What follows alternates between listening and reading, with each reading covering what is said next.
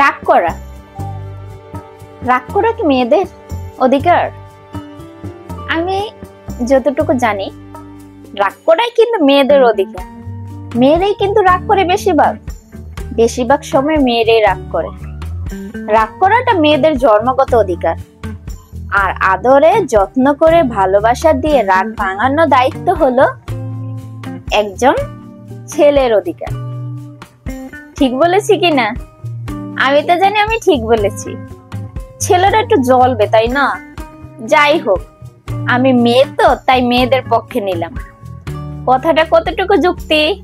মেয়েরা হলে অবশ্যই কমেন্টে জানাবেন আমার এই ভিডিওটার।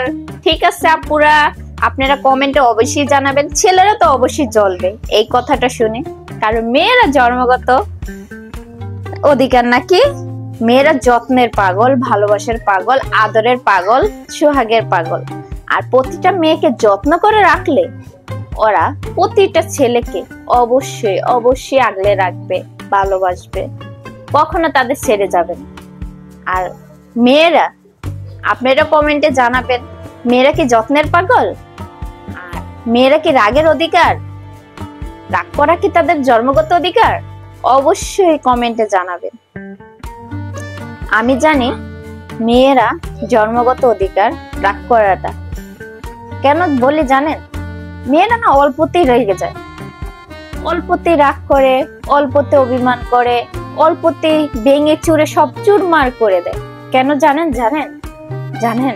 রাগ গাঙে চর বেশি। যেখানে রাগ বেশি সেখানে ভালোবাসাও বেশি। আমার বিশ্বাস বা আমার মন থেকে বলতেছি, রাগ প্রতিটা মেয়েরই থাকে। জানি না কার কিরকম, হয়তো বা কারো বেশি কারো কম। কিন্তু জানেন, মেয়েদের মন কচু পাতার পানি আছে না, কচু পাতার পানির মতো নরম।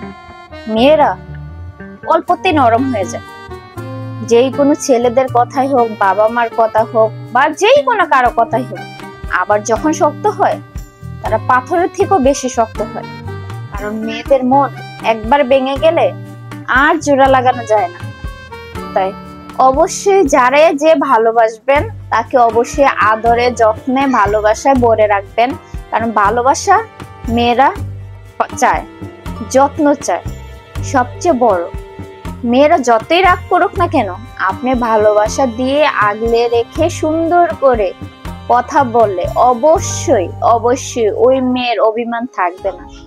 আর মেয়েরা যতই রাগ করুক না কেন, ঠিক আছে মেয়েরা অনেক কঠিন হয়ে যায়, কিন্তু সঠিক মানুষের ভালোবাসা পেলে সেই মেয়েটা কচু পাতার পানি যেরকম টলমল করে, তার মনটা তার থেকেও বেশি নরম হয়ে যায়। কারণ তার মনটা নরম তুলতুলে হয়ে যায়। জানি না আমার কথাগুলো কার কিরকম লাগছে, কিন্তু আমি যতটুকু আমার ব্রেনটা আসছে বা আমার আইডিয়া আসছে আমি ততটুকুই বলছি। তো অবশ্যই আমার এই ভিডিওটা কেমন লাগছে কমেন্টে আপনারা জানাবেন। আর ছেলেরা হলে তো একটু জ্বলবে, আর মেয়েরা হলে তো অবশ্যই আমার সাপোর্টটা একটু নেবেন।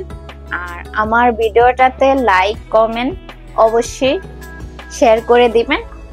তো আমার ভিডিওটা আজকে এই পর্যন্ত। কি আবার নেক্সট কোনো নতুন ভিডিও নিয়ে হাজির হব। আল্লাহ হাফেজ, টাটা, বাই বাই।